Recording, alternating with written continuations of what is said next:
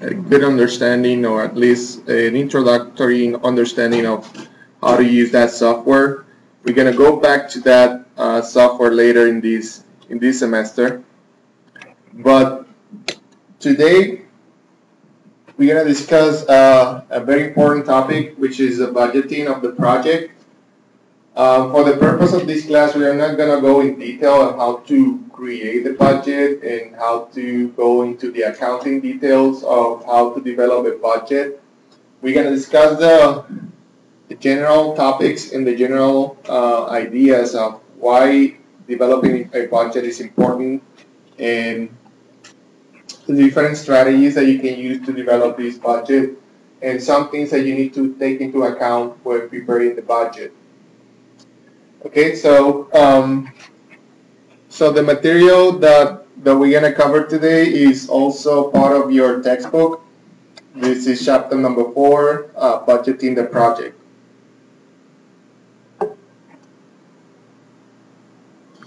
I always like to match what we are doing with the class objectives. So as you remember, at the beginning of the semester, we discussed the same objectives for this course. So this material that we're going to cover today is part of the second objective. If you go back to the lectures that we had in this semester already, you will notice that we already covers all of the objectives of the class. So we're going to go over some of them one more time during the rest of the semester, but so far we have been covering from 1 to 6. The only thing that we might need to reinforce is objective number 6, which we will do, but so far we've been able to cover all of them. But for the purpose of the lecture, this is the agenda, and I'm sorry if I'm making these weird noises with the microphone. This should have like something that I can put in my shirt, but I guess someone took it. So if that bothers you, good morning. If that bothers you, just let me know. I'll try to do something different. But for now, I just need to hold the microphone. Yeah, the clip that goes with it. So yeah. So anyway, so this is the agenda for today. We have the introduction, the methods of budgeting. We're going to discuss 3. Listed 2 of them here: top-down budgeting, bottom-up budgeting. Then I'm going to discuss the cost estimating, and we will discuss some strategies to estimate some of the costs specifically for your employees. How many of you have learned or have studied before the learning curve on time studies? Yes. So we're going to go over that to discuss some cost estimating, improving cost estimates, and then finally we're going to talk about budget uncertainty. So the learning objectives for the class or for this lecture is to understand the different budgeting methods, the top-down and the bottom-up approach, and learn cost estimation techniques and ways to improve cost estimates. So as an introduction, I'm providing you different words that you can use to describe a budget. A budget is a plan, a limit. Somehow it's also a schedule in terms of the money that you're going to have available to spend during the time of the project. It's a reality check. Also is an allocation. So you're going to be allocating some of your resources, most of the time money, to your project. A definition from Wright, 1994, from this book, A Practical Foundation in Costing, is a planned expression of money. So a budget is a planned expression of money. For a defined activity, a budget shows the income and expenditure, the total estimated cost,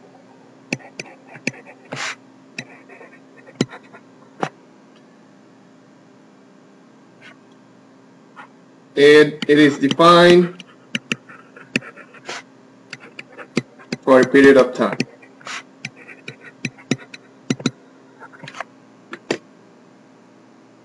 Okay, so it will show the income and expenditures, the total estimated cost, and it will be defined for a specific period of time. Okay, so this is something that you're going to prepare before you start working on your project. So a budget serves as a standard for comparison. So you're going to be planning how much money you're going to spend, but at the same time, once you start working on your project, you're going to be checking if that's what you plan is what you really need. It's a baseline from which to measure the differences between the actual and planned use of resources. Budgeting procedures must associate resource use with the achievement of organizational goals.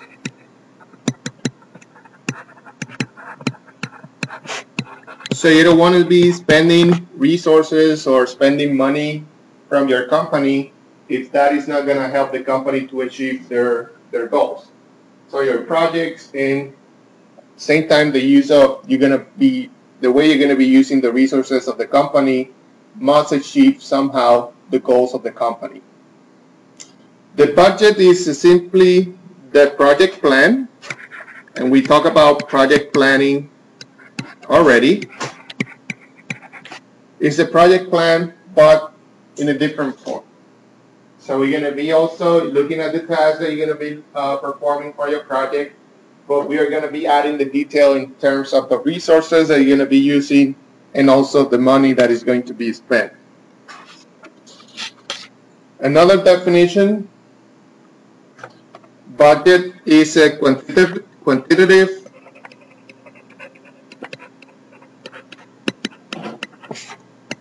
expression of a plan. So numbers are going to be involved in this planning. And as you know, there's going to be money involved, and you want to make sure that your estimates take into account uncertainty. So when the time of performing those tasks come, you want to be able to use the resources that you have planned for. So budgets involve planning and control. In terms of planning, you're going to be forecasting your needs, and then based on that forecasting, you're going to be planning the resources that you're going to use. And then at the time of the project starts, then you're going to be controlling in terms of how they're going to use the resources, and also you're going to be evaluating if the way you plan is the way the project is going. So planning and control.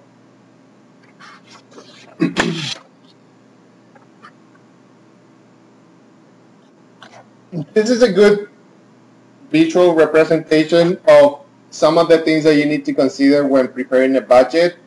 So you have the current, start from here, you have the current operating data, you have some information,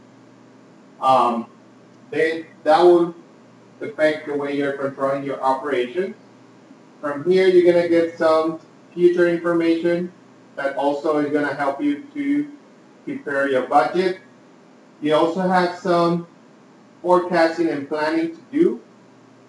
That forecasting is going to provide you some additional information that will also allow you to prepare your budget in terms of the control operations that you're going to do. Here's the evaluation of the performance.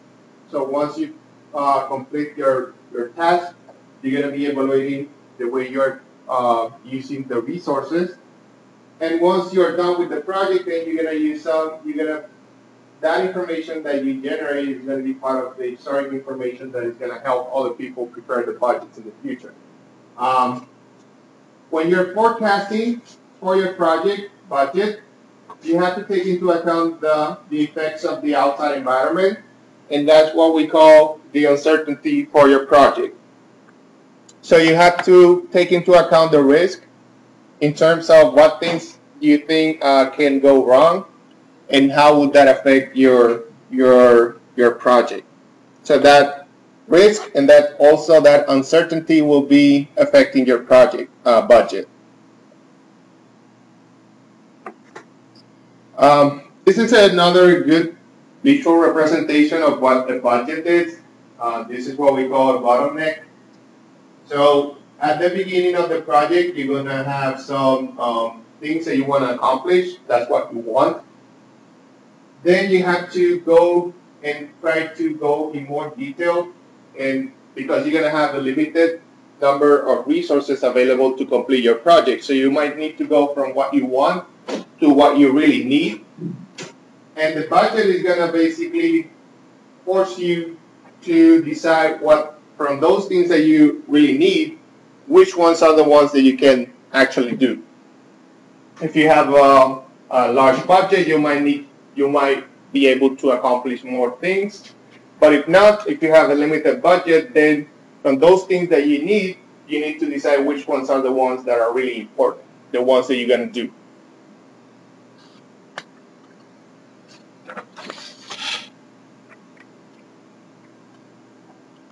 So why use a budget? Again, we need to stay within the limit. You know that we're going to have some limitations in terms of the resources that we have available. We want to control our expenditures and also the way we use the resources of the company. Forecasting in terms of what we are expecting to achieve from this project and from the resources that we are putting into use right now in order to achieve a goal.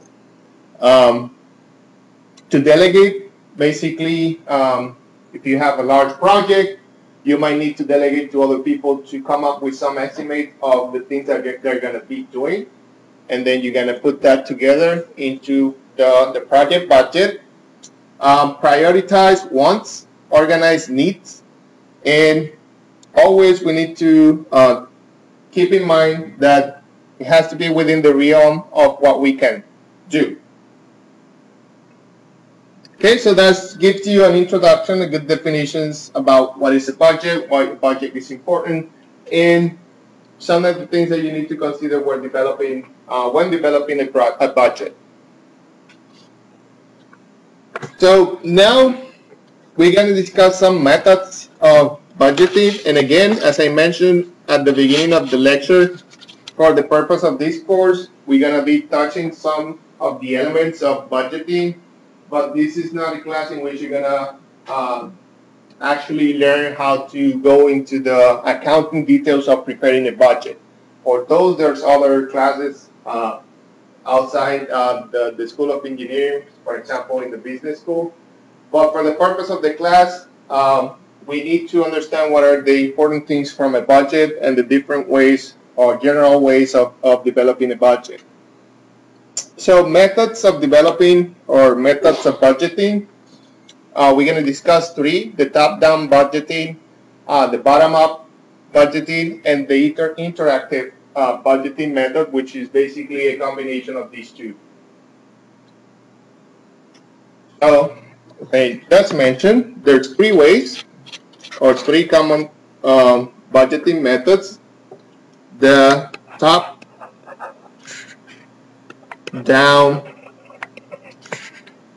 budgeting,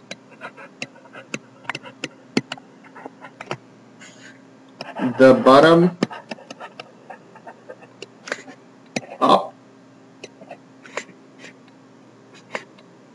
budgeting,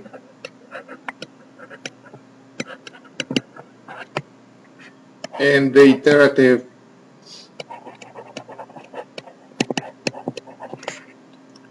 budgeting.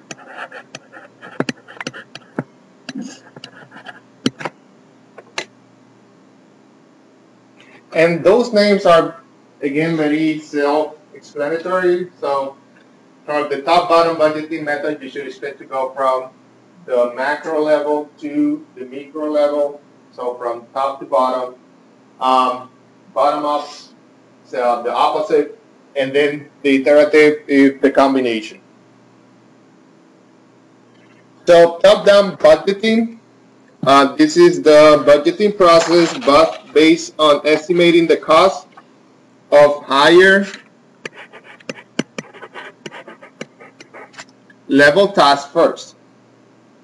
So you remember from our previous lectures, you can define your task from a very general perspective, and you can come up with high-level tasks. And then from those tasks, you can go to a second level, level number 2, which is basically you're going to go from the top task to a more descriptive list of tasks coming from the top.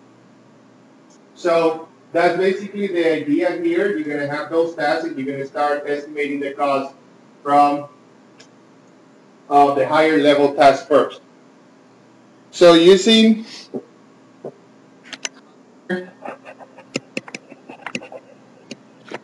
level task estimates to constrain the estimate for the lower level task.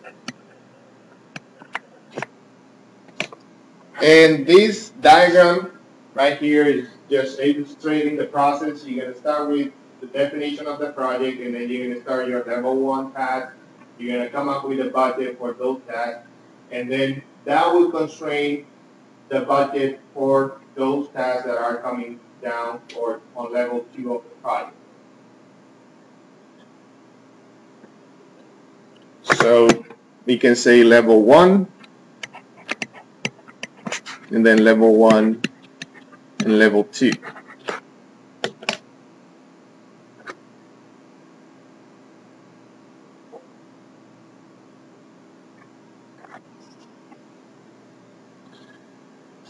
Okay, so organizations need the ability to allow financial manager to establish centralized budget to control organization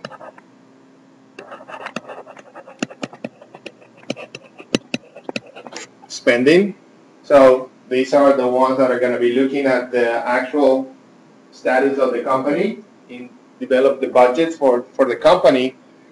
And also organizations need the ability to allow project managers to establish project budgets that consume the centralized organization budget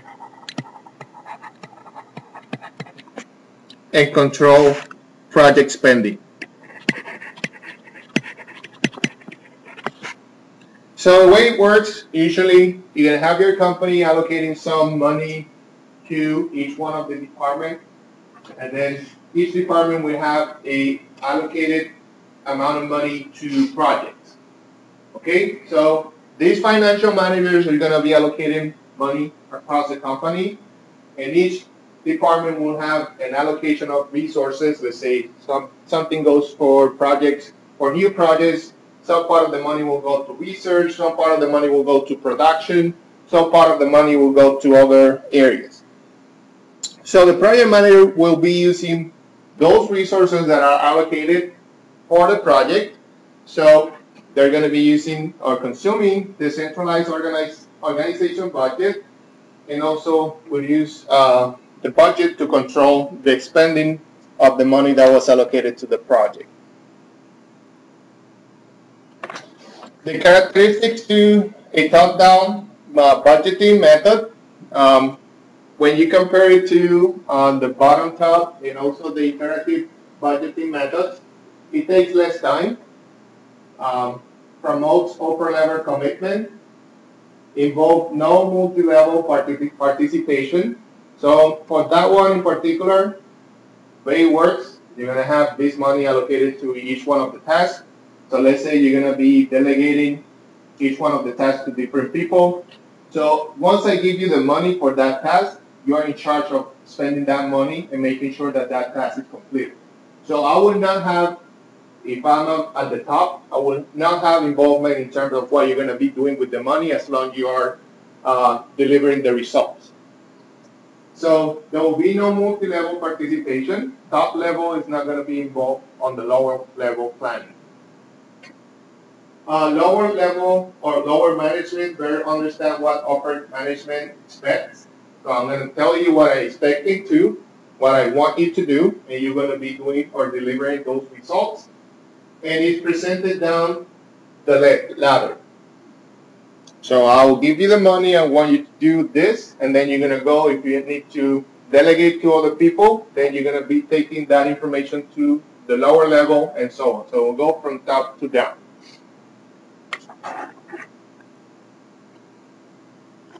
Some of the disadvantages of the top-down budgeting is translating long-range budgets into short-range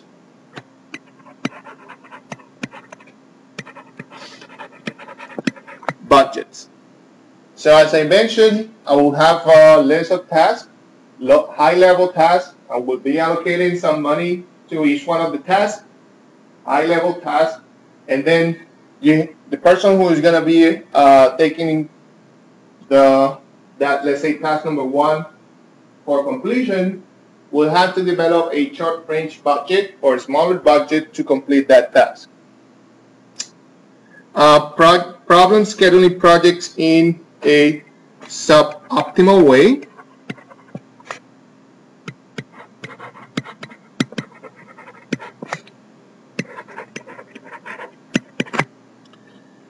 To meet the strategic goals. So again, this goes back to the allocation of the resources from the high level. So you don't know at the end how much or how less are you going to be needing to complete each task. But at the beginning, you're allocating that money anyway. So at the end, you might have some people who might not need all the money that you allocate, all the resources that you allocate to that task. But you might also have some of the tasks that need more money.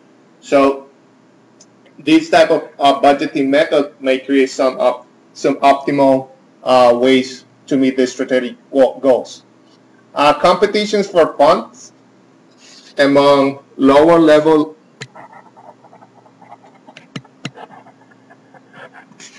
managers. Try to secure adequate funding for their operations. That's also something that might happen. And subordinate managers often feel that they have insufficient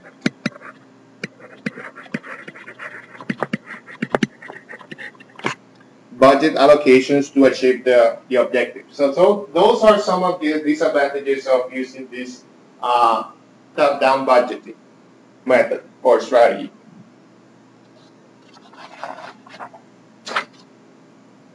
Some of the advantages in aggregate budget is quite accurate. Even though some individual activities subject to large error, even though you're allocating this money from the top level, most of the time this turns out to be very accurate. The reason for that is you're going to be delegating the task to other people. So in order to complete the project, some of them might just push the budget as much as they can in order to be able to complete the project. So there might be some other reasons for that to happen. Budgets are stable as a percent of total allocation, leading to high predictability.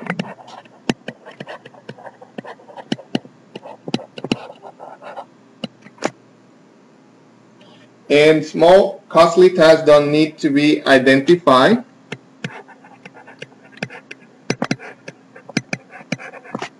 Early in this process, because they're going to be factored into the overall estimate. So, good thing about this top-down budget is that you don't need to identify those small tasks right away, because again, you are planning from the top level. Now let's discuss the bottom-up budgeting method. This is sometimes called the zero-based budgeting.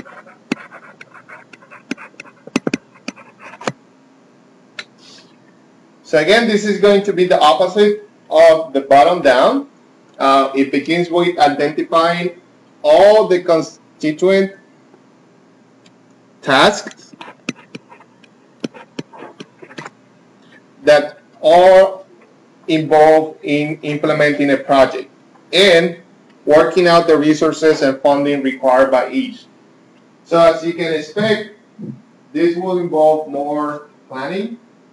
You need to identify all these small tasks that are going to be part of the project. And then once you identify all those tasks, then you're going to go up to the next level.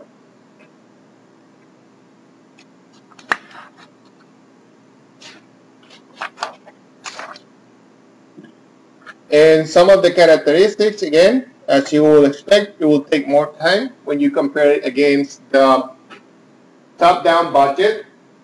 Involve cross-section of the organization. Is presented up the ladder.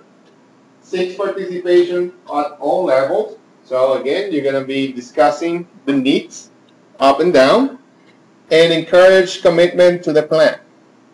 So if you need to identify all the tasks, then you're going to be very committed in terms of identifying those tasks, because you need to plan the resources that you're going to need for those. This method of budgeting provides the following benefits.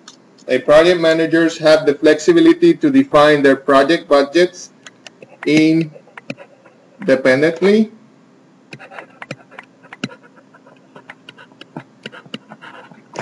Since you're going to be taking into account all the tasks from the beginning, you might have more flexibility in terms of identifying the amount of money and the resources that you're going to need. And financial managers have the ability to centrally review the total project budgets. And you will have more information for all these budgets. Some of the disadvantages: the top management has a limited influence over the budgeting process, because again, you're going to let them know what you need from the bottom. You're going to identify all your needs, and you're going to let them know, okay, this is what I need to complete my project.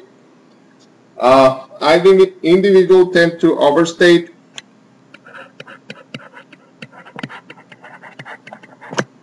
the resources need. So again, you want to make sure that you cover all the tasks, and most of the time people, just to cover something that might need to forget, they will actually increase the budget just to cover for those things that they might forget. So they suspect that higher management will probably cut all budgets by the same percentage. That's something else that can happen. So if you have an idea of how the company works, and you have some experience in terms of how the company tends to cut the budgets, or they have some information about how resources are going to be, the availability of some of the resources, if you overstate your need, then once the budget gets cut, then you will basically get what you were expecting. So that's something that might happen with the bottom-up budgeting. More persuasive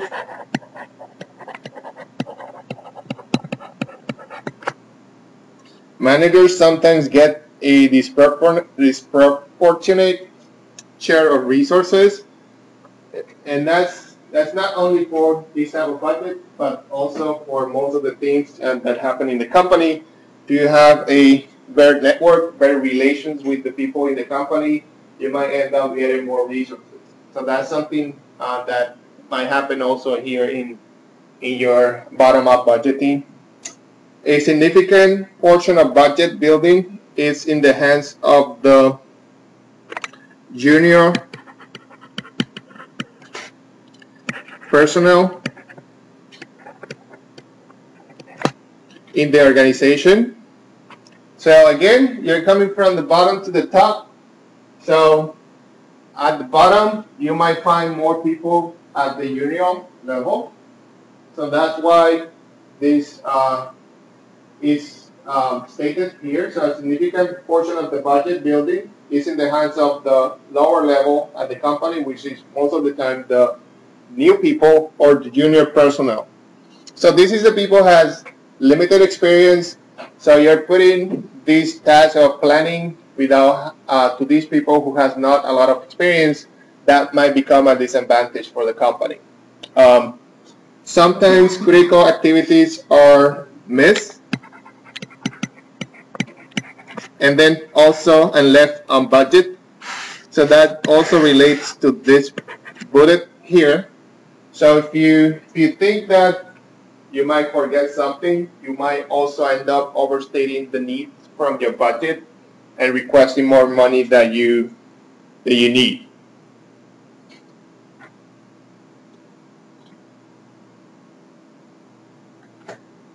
Advantages, clear flow of information. So you're going to have all the details from the beginning. You're going to be providing that information to top management.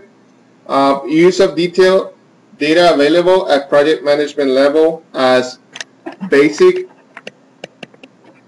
source of cost, schedule,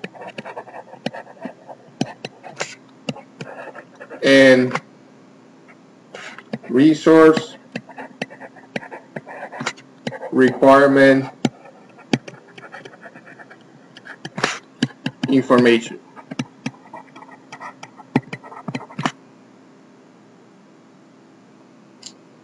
And participation in the process leads to ownership,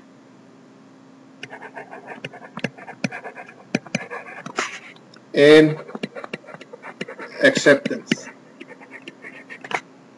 So you saw from the for the first type of planning, budgeting, the top to bottom, there will be some of the people at the lower level that will complain that they don't have enough resources, right?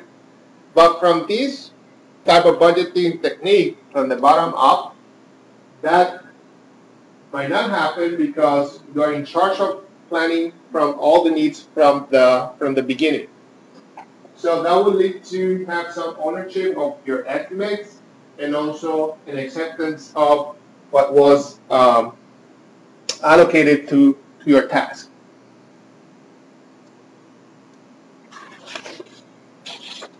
Any questions so far? So we discussed the top to bottom, bottom up, and now we have the iterative, which is basically to repeat or do again. That's what iterative means. So iterative budgeting is a combination of top-down and bottom-up budgeting or budget building. So you're going to have a higher project level estimated. This is the top-down.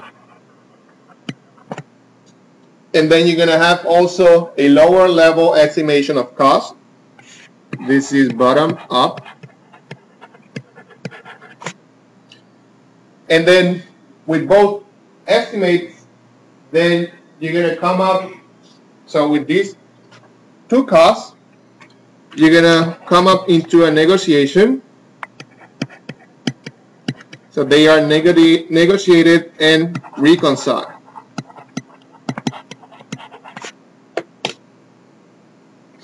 So you're going to have your estimate from the top at the higher level. You're going to have your estimate from the bottom.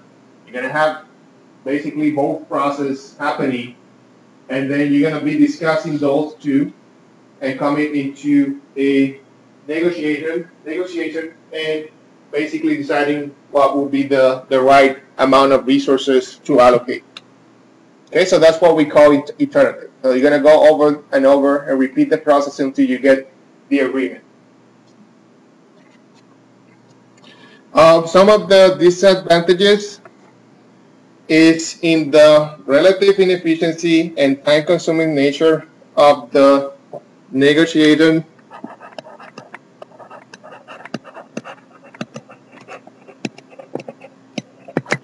over the budget. So again, you're going to be repeating this process over and over, so it will take more time. And the process may not work well when communication channels are informal or blocked between lower level managers and senior management.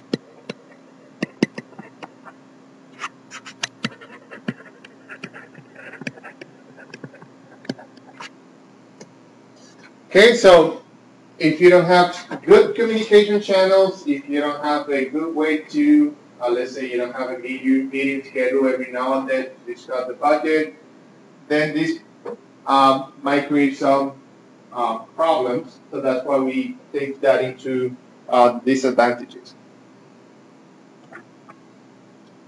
And as you will see, once you start working, people get really busy. There's some, you will notice, especially if you are in a production type of manufacturing plant, you will see that there are some times that will be very busy. Most of the time, most of the people will be very busy, especially by the end of the month. They're trying to accomplish some of their goals. But there will be some times in which the stress will go down and you will have more flexibility to have their meetings and so on. So if you're trying to come up with the budget, those are the times that you might need to find to discuss your strategies and your budgets and anything else that you need to discuss with other people in the company. So in addition to finding those channels of communication, then you need to identify the best times to have those meetings. Some of the advantages of this iterative budgeting method is it promotes employee involvement, so it stimulates a high degree of information flow.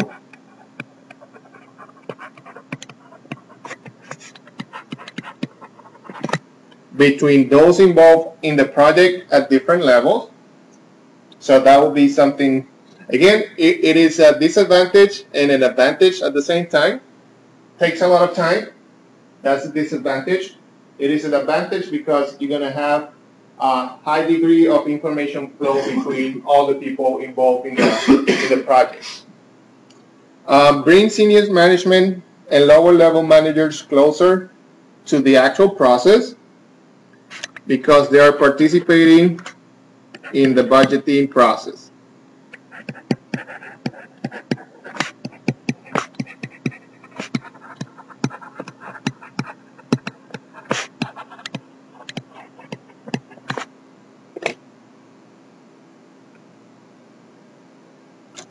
So on the next slide, I basically summarize some of the things.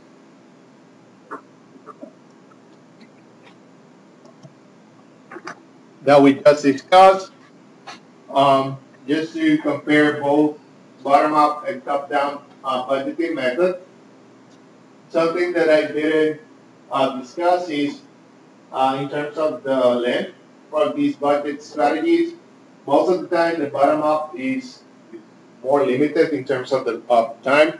It could be an annual type of budget, but top-down will go for a longer period of time. Again, this type of budgeting strategy is coming from top management, so they will allocate that money for a period of time. Any questions? Okay, so some features of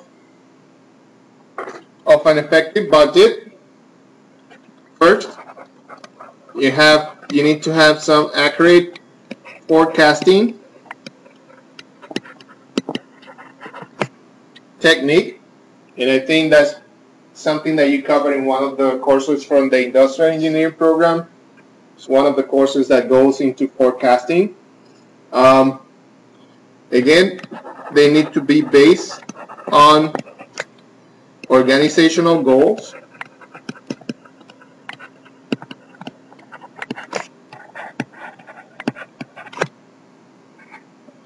You need to make sure that the information is timely and accurate.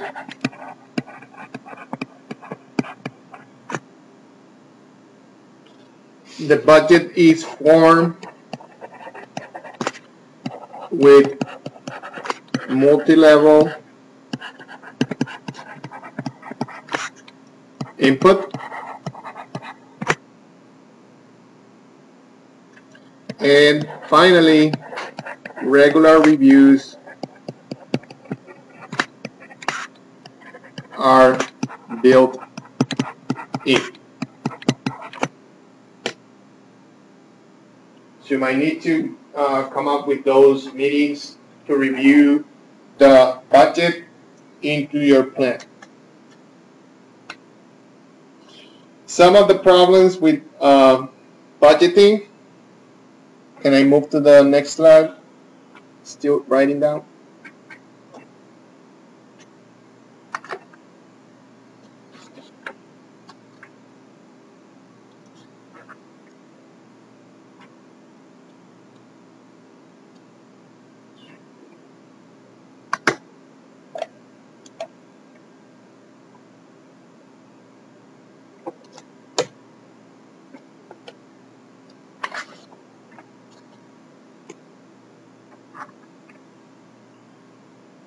Okay, so some of the problems,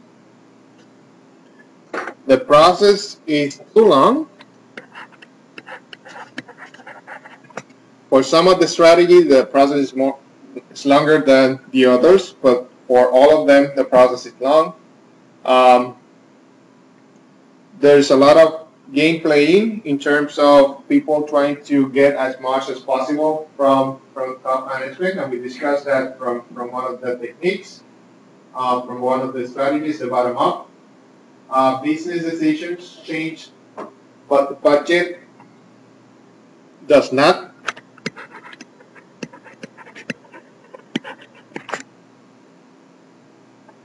People in charge of budget are held accountable in areas where they have no responsibility.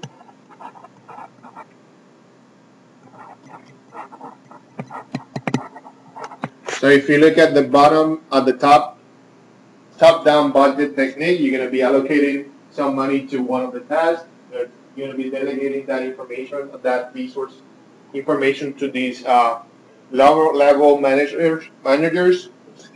But if they don't satisfy the requirements, you're going to be held responsible for that budget anyway.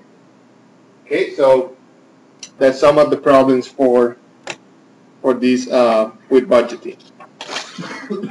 And that basically concludes the strategies. Now we're going to transition to some of the cost estimation techniques. And basically we're going to be discussing the work element costing. And this is kind of intuitive, but let's go over it.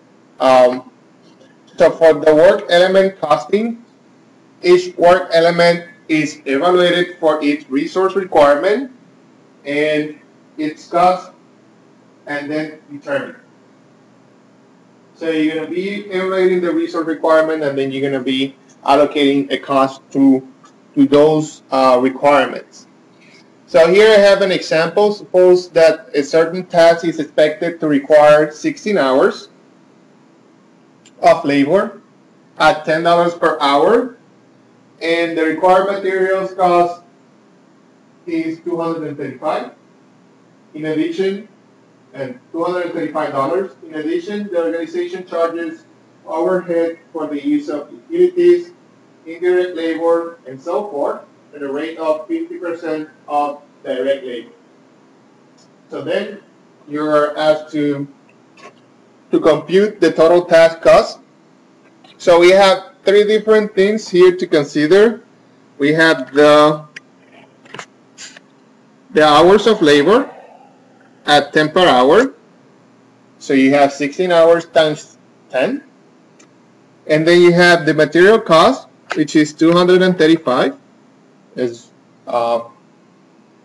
And then finally, you have the overhead. And sometimes this is the hardest one to estimate and also to compute. So overhead, basically the company is going to be charging you for the use of the printer, the use of the rent of the building, the utilities, and so on. So in addition to materials that you're going to be needing to complete that operation, then you need to pay for that as well. But you're not paying, but you need to take that into account for your budget. So that's what we call the overhead. So if you're going to compute this total cost, then let's start by adding the $235 for the materials plus the 16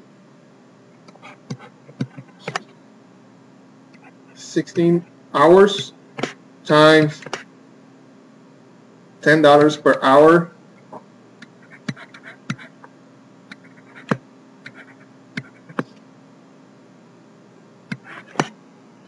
and then finally you need to take into account the overhead. The overhead is going to be computed based on the direct labor. So the direct labor is not, the materials are not taken into account. The direct labor is basically those 16 hours times $10. So we need to charge 50%, an additional 50% to this direct labor. So I'm going to multiply that times 1.5.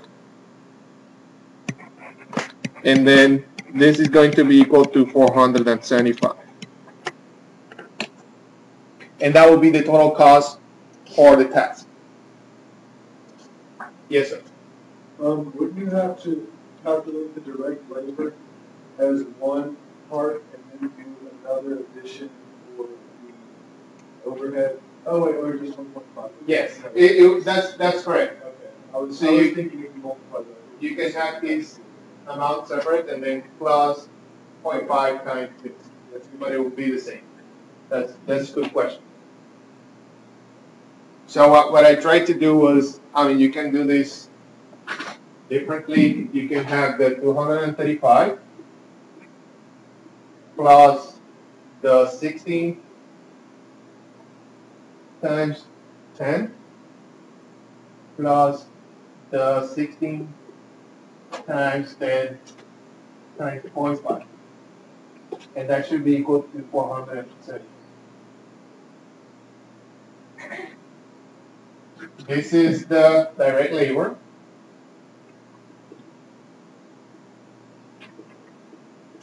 This is the overhead. And this is the materials.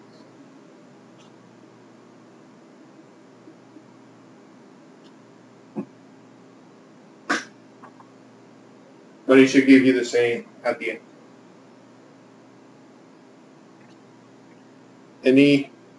Any questions?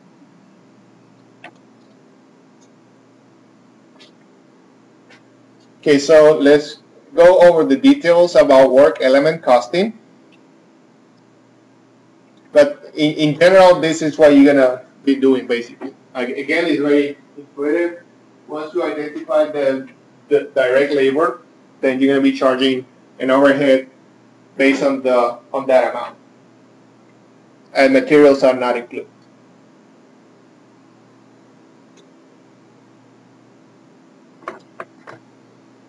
So if there's some things that we need to consider, for instance, if machinery from elsewhere in the organization is used, this may be charged to the project at a certain rate, let's say dollars per hour, and that will include depreciation,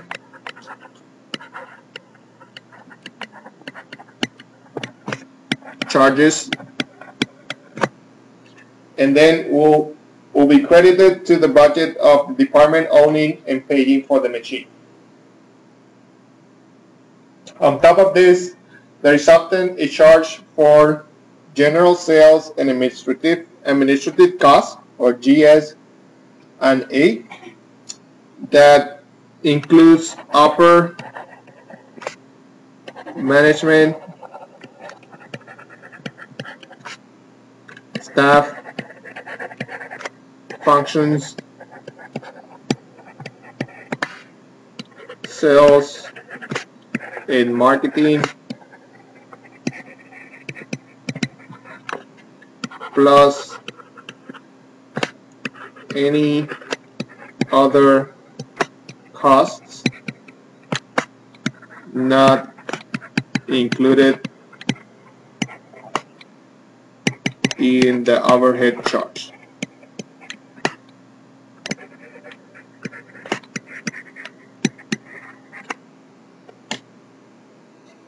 So these costs may be charged as a percentage of direct costs, all direct and indirect costs, or on the basis including total time to complete.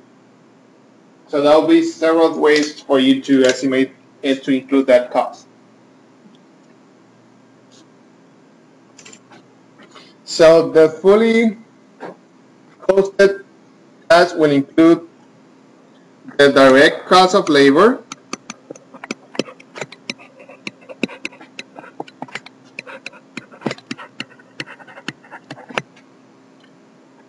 machinery, resources such as materials,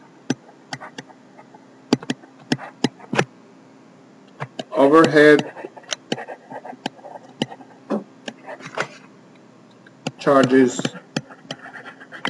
and finally the GSNA charges.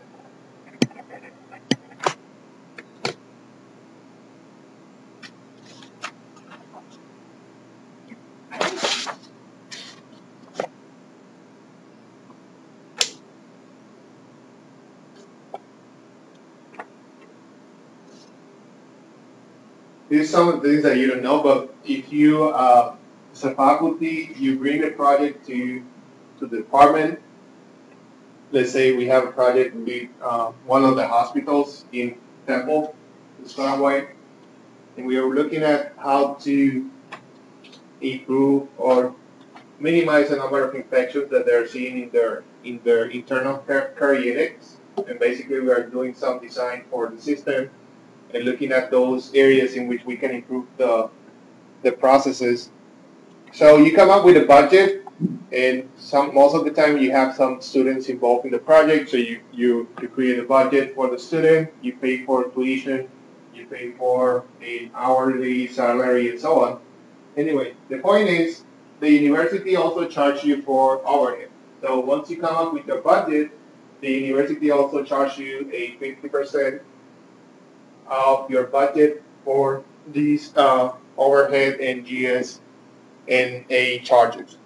So even though we are in the academia, the process is not that different.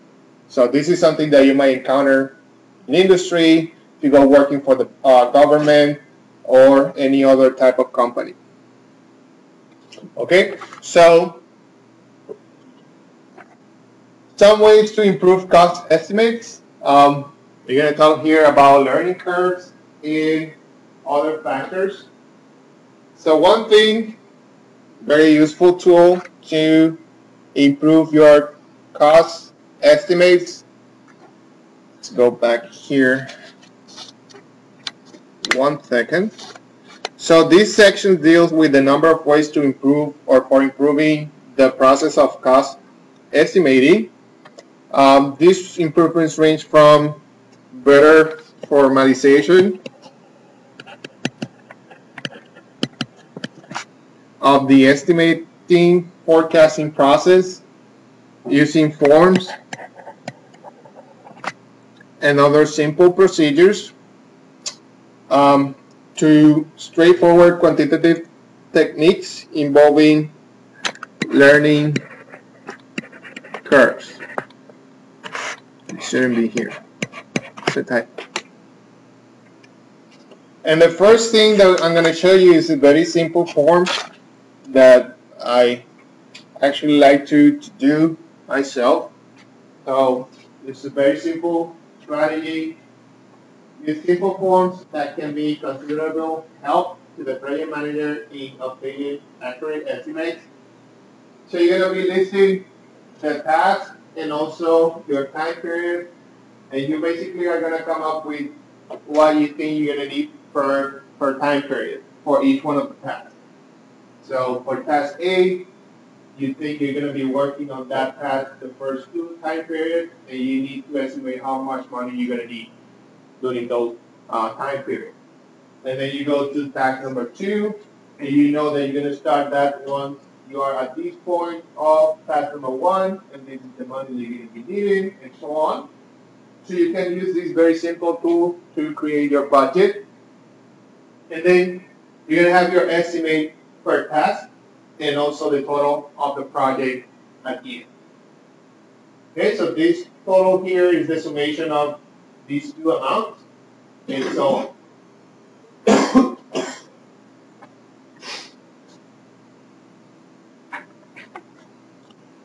Improving the process of cost estimation, you need inputs from a lot of areas required to estimate a project. You may have a professional cost estimator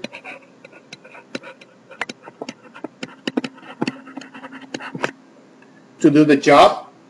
So here in the university, for instance, and I know that some other industries, manufacturing companies and so on, they may have someone specialized on computing the overhead, computing the other areas that you might need to include in your budget. You're primarily interested in estimating the direct cost. And that's basically what you're going to be doing. There will be some other people that is going to help you with the other charges. But you need to know how many hours do you need for each one of your operators, the materials, and also if you need any machines to complete your project. Even with careful planning, estimates are run. So most firms add 5 to 10% for contingencies.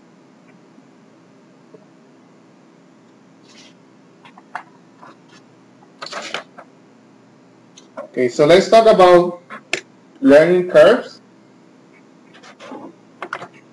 And these also help you to have a better estimate of the direct labor.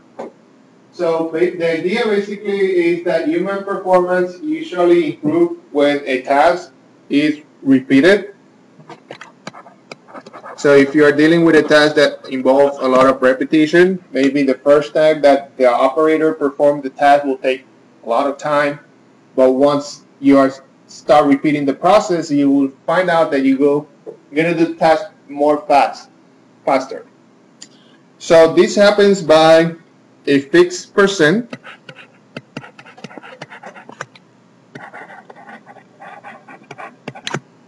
each time the production doubles. That percentage is called the learning rate.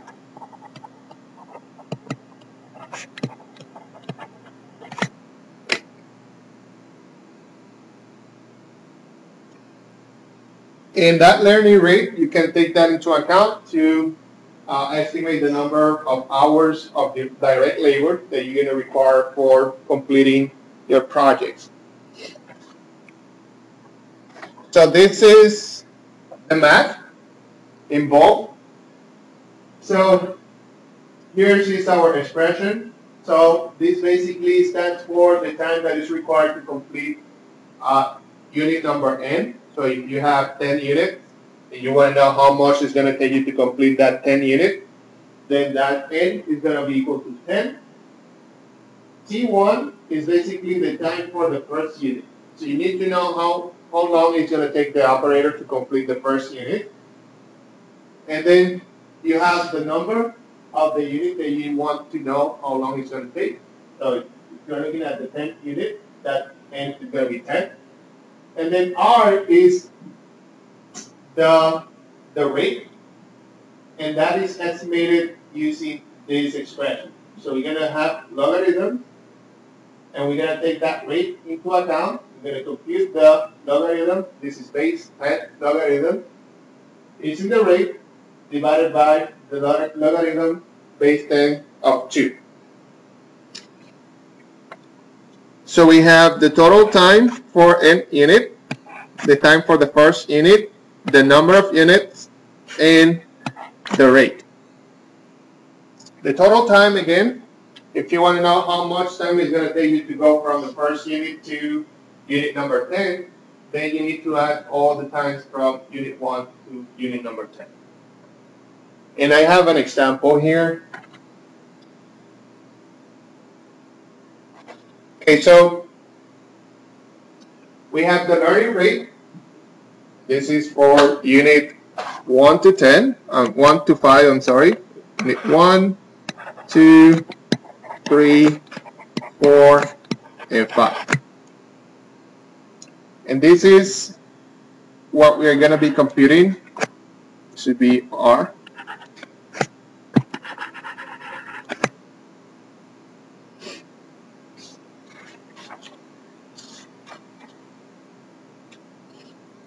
So we want to know, we know the learning rate.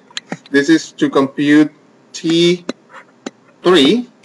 So we want to know how long it's going to take you to complete the third unit. And if we go here for the third unit, the learning rate is 80%. So that's what we have here. And we know that the first unit took 100 hours. So going back to here, we know that Tn, or T of 3, is going to be equal to T1 times NR. So we know T1. T1 is 100 hours.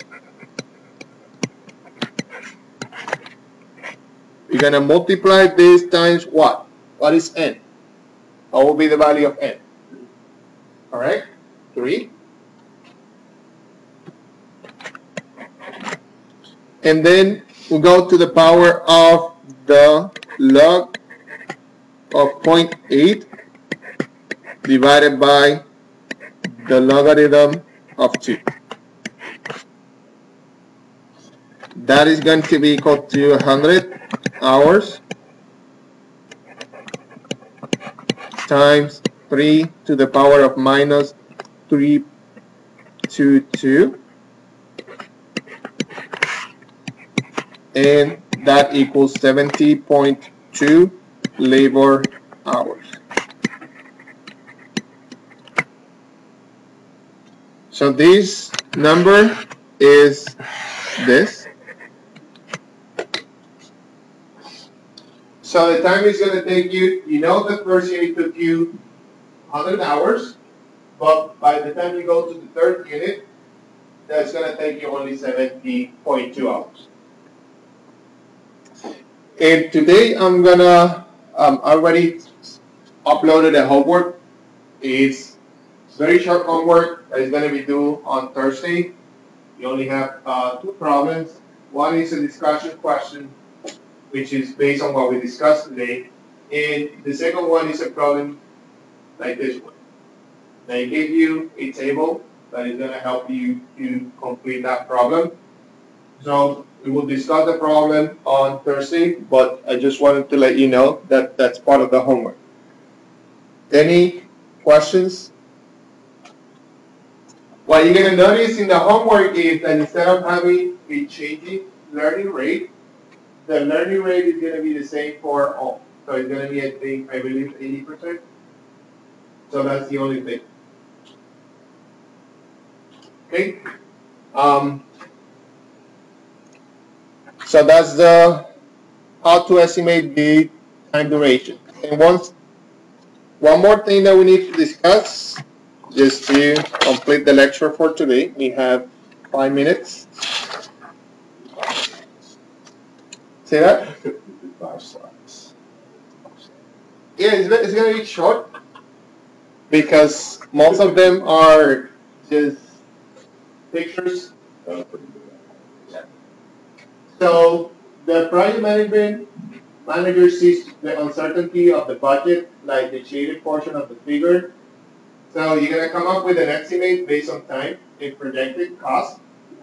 And your estimate is basically illustrated here by this continuous line. But at the same time, you're going to have some uncertainty that is going to be changing the total cost of the project. And that is represented by the dotted line. So I don't know if you have seen the Weather Channel when they're tracking the hurricanes. Basically the same idea. You start here, there's a very limited uncertainty, but as time goes, you will have more uncertainty and your estimates can change. So your estimates or the project cost may be either higher or lower than the estimates of the project managers had derived. As the project unfolds, the cost uncertainty decreases as the project moves towards completion. So you start here, then as time goes, you have a better idea of how the project is performing. So the uncertainty will decrease, and then once you get closer to the completion of the project, the uncertainty will be smaller.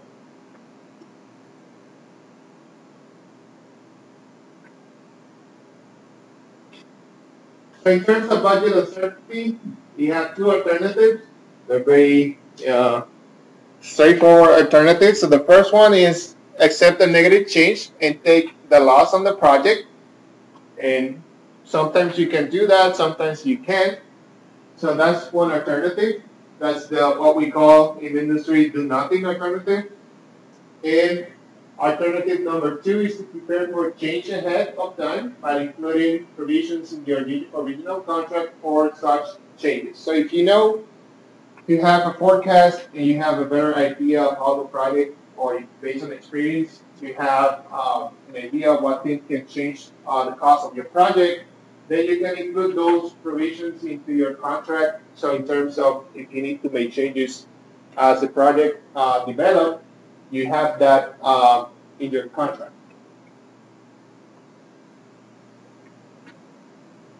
Okay, so there are three ways to revise a budget during the course of a project. The first one, if the changes are confined to early elements of the project and are not seen to impact the rest of the project, then the new budget can be estimated as the old budget plus the changes from early elements. So if you're early in the project, you might be able to make some modifications and then keep those changes as part of your budget. More frequently, something systematic has changed that will impact the cost of the rest of the project's task as well, such as higher rate of inflation. In this case, the new budget estimate will be the accumulated cost to date plus the previous estimates of the rest of the budget multiplied by some correction factors for the system change. So this is something that also happens a lot. If you have specific material that you need for your project, and that material is affected by inflation, then this is one of the strategies that you can use. And finally, there may be some individual changes now perceived to impact specific elements of the remaining project task. The new budget estimate will then be the actual cost to date plus the expected cost for the remaining project task. So in general, once you start planning for your project, this also applies for your schedule, not only for the budget. You need to take into account the uncertainty. And we discussed some risk analysis in class before. So some of those techniques that we learn in class also might help you to develop a better estimate for your budget. And that actually concludes the lecture. So any questions? So one more time, for those of you who are not here at the beginning of the lecture, our second exam is going to be next Thursday, not this Thursday, but the one next week during the class period. the material that is going to be covered on Thursday of this week is going to be part of the exam. So this week's material is going to be part of the exam. We're going to go over a review on Tuesday, but if you want to start preparing for the exam, you should expect something similar to what you saw on the first one. So true or false questions and a couple of problems. I posted a case study. I was thinking that we might have some time today, but I don't think we're going to have time to go over that case study this semester because we missed a couple of lectures already. So just don't pay attention to case study number 4. We are not going to work on that one in this semester. But the material we're going to start on Thursday is a different material. So for that one, we might have time to work on a case study. Any questions? So remember, yes, sir. There's a homework supervising that you do on Thursday. Thursday. Yes, it's very short homework. Okay, so you should be able to complete it very fast. Okay, so that one is due on Thursday. Any other questions? Okay, so I'll see you on Thursday.